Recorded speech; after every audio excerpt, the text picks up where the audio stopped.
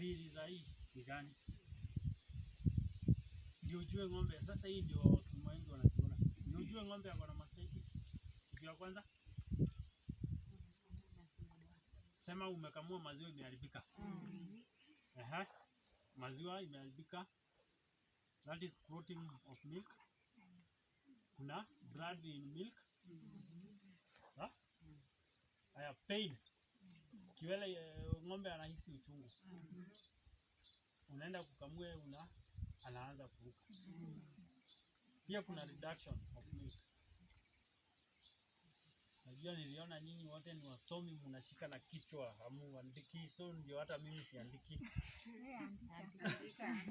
Sasa naandika na muandiki. Kuna wenye wanaandika. So niandike hizo signs zenye nimesema.